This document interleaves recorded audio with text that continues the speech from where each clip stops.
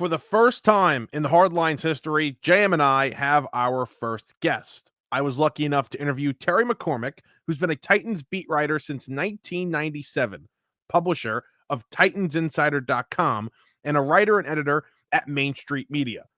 Terry and I discussed what the Titans offseason will look like, what they'll do with the number one overall pick, and all of their needs heading into this offseason with new management at the top, with a new GM and a second-year head coach. We discuss all of that in this interview here. We hope you like it. Please leave a comment, subscribe, like, do whatever you got to do. If you don't like it, let us know. Whatever you want. We really appreciate the support, and we hope you enjoy the video.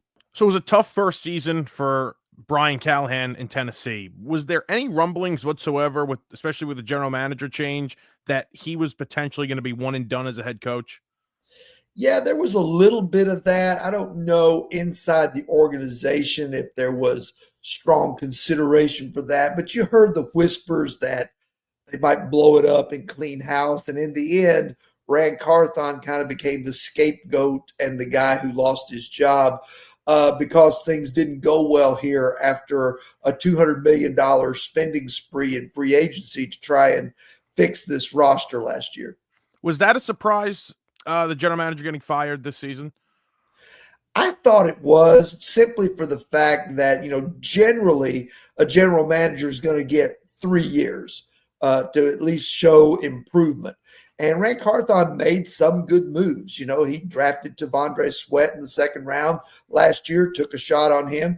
And then there was also a lot of rumblings and a lot of belief, if you talk to people around, that his first draft in 2023, when he came on board in January, that Mike Vrabel and Ryan Cowden, who was named the interim GM after John Robinson was fired in December of the season that year, of the 23 season, I guess it was, the 22 season, I guess it was, entering 23, that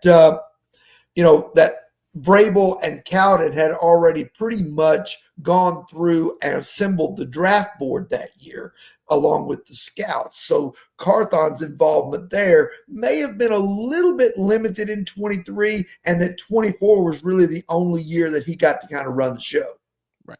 Do you think we're too impatient, not only with general managers, but with coaches in general? Kind of seems like, especially the media, we run out of patience with the coach, and then we see some firings just after 2 years, and we've even seen some coaches one and done. Yeah, I mean, certain instances, like Urban Meyer needed to be fired. He needed to be one and done in Jacksonville.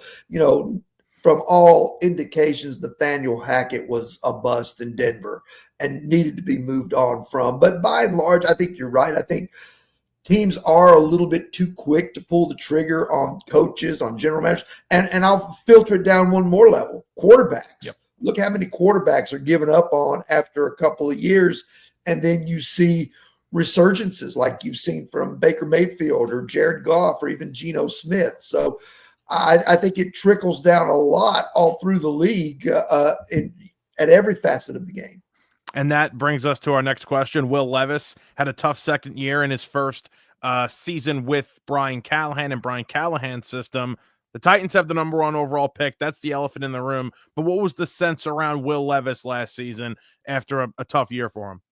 Well, I think the sense around Will Levis is that coming into this year, nothing is going to be given to him. He's going to have to earn his job back if he wants to be this team's starting quarterback. Now, you talk to people over there, excuse me, and they've not completely given up on Will Levis as a quarterback and as a player, but they do need to see more and better from him, and they need to see it in a hurry. I would describe it as this. He's still under contract for 2 years, but there will be competition either from a veteran or a draft pick or both. And Will Levis is running out of chances to show the Titans what he can do. Titans have the number one overall pick. The sense is maybe they're going to take a quarterback, maybe they're not. What are you hearing, if you've heard anything about their willingness to take a quarterback at the top of this draft? Well, they're pretty close to the vest in terms of revealing information, and I understand that. But I think the general sense is that if they could get a haul of picks, not have to move down too far and still get a blue chip player, that they would like to deal out of number one. I think ideally they would love for the Giants or the Raiders or somebody to fall in love with Shedeur Sanders or Cam Ward and come up to the top and get them, assuming that Cleveland doesn't sign a veteran and take one of them at number two and leave nothing there. I think the Titans ideally would probably love Abdul Carter or Travis Hunter in a trade back, or maybe even would love one of those guys at number one overall if they're not able to get a draft haul. And if they're not in love with one of those quarterbacks, you feel as though they would take that player without trading down and not selecting a quarterback. I feel like that, yeah. But that could change because they still haven't met with Cam Ward. They still have not had a face-to-face meeting. They will do that for the first time next week in Indy at the Combine. Mm-hmm. They have met with Shedeur Sanders, who was at the East-West Shrine game to kind of make the rounds there, even though he didn't practice and didn't play. I think they would have to be, they're certainly open to drafting a quarterback with the number one pick. I don't think they've ruled that out, but I think they would have to be impressed to the point that they feel like it wasn't a reach to do so.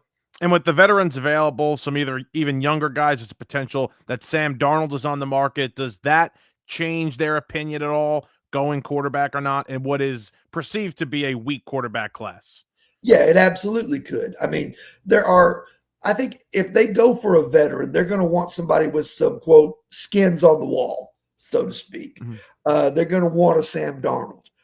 If Matthew Stafford or Kirk Cousins or Derek Carr became available, I think they would like to have one of those guys, somebody in that group. I think in terms of, just from talking to folks, I don't know that they're interested in a true reclamation project like Zach Wilson, Trey Lance, Justin Fields, Mac Jones, Daniel Jones. I don't know that they would have a whole lot of interest in those to be a starter for them. I think they would rather have a guy to come in, show these young guys, a rookie and or Levis, how it's done, how you play quarterback in the National Football League, how you handle yourself.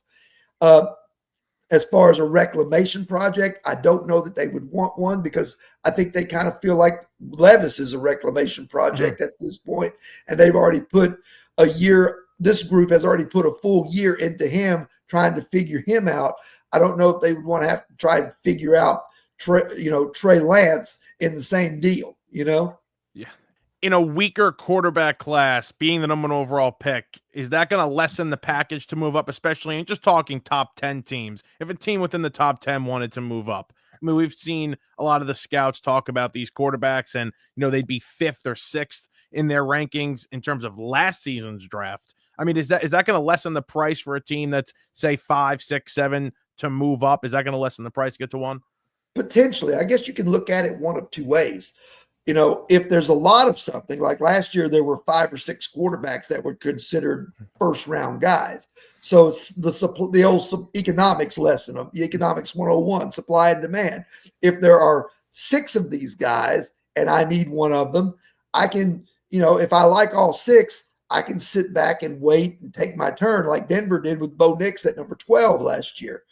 But now that there's only 2 guys, then maybe some quarterback hungry team jumps up and gives you a king's ransom for that. Now, to me, this is the problem that makes the pick harder to trade. The Titans need a quarterback themselves. I think we all know that. I don't think they want to go in just banking on Will Levis as the guy like they did last year. Right. If Levis is going to end up as the starter, he's going to beat out a veteran or he's going to beat out a draft pick or both. So if the Titans, who need a quarterback, aren't sold on Cam Ward or Shedeur Sanders at number 1, how hard is it for them to sell the Giants that they need to come up to number 1 and get the same guy that they're not necessarily interested in? So to me, it makes it easier to sell the number 1 pick if they go out and land a free agent plum. If they land Sam Darnold in free agency, then they can say, well, we just felt better about Sam Darnold, but had we not been able to sign him, we would have been all in on Cam Ward. So, and that makes it maybe an easier sell for them. So what happens in free agency for them at the quarterback position may determine how easy it is for them to get out of that number one pick if they want to move down for a quarterback hungry team. So your prediction would be in free agency, they're going to get their hands on one of these veterans, whether it's an established guy, whether it's I don't want to say a project, maybe even a Sam Darnold. You think they're going to get one of these guys? I think they want to. I think that's what they would like to do. Now, that's nothing definite because they claim they're leaving no stone unturned. So, I can be telling you all this and it'd be great information. And then the first day of free agency, they plop down money and sign Zach Wilson to a 3-year contract. And I look like an idiot. But that's at least what I've been told now. $50 million in cap space, 8 draft picks in the upcoming draft. What are the biggest needs aside from quarterback for this team? Well, one that trumps quarterback, in my opinion, is they've got to fix the offensive line. I think that was a big part of Will Levis's undoing last year. I think that was a big part of the decline of Ryan Tannehill, who suffered some injuries in his last couple of seasons here in Tennessee. I think all of that, is predicated on the offensive line being bad. And then no matter who you have at quarterback, you got to protect them. And also you got to have somebody for them to throw to. Calvin Ridley came in here last year, had a nice season, but he's ideally a number 2 receiver. You really need a number 1 to go with him some way or other, a guy that can be a 1,200-yard, 70-catch guy with 6 touchdowns. Those types of guys. They're out there. You got to find them. Defensively, they need an edge rusher in the worst way. Harold Landry can't do it by himself, and he's starting to show a little bit of age. His performance kind of dipped a little bit last year from what it had been the previous season or two that he'd been on the field. And then they need help at kind of lesser positions, inside linebacker, safety. They could use another tight end. They could use maybe another running back. They could use depth almost everywhere. I like this question for GMs, but for somebody that's been around football for so long, I'm going to ask it to you as well. When you get to the later rounds and there's a lot of needs, what's more important in your mind, filling those needs or just taking the best available player? I think it depends on where your roster is. And I think you go for the best player available every opportunity that you have. But if you got a glaring hole like the Titans do at right tackle, you got to find a right tackle somewhere. I think you'd like to get to the point where you're choosing best player available every round with every pick. And I wrote a piece a while back and I titled it, How I Would Fix the Titans.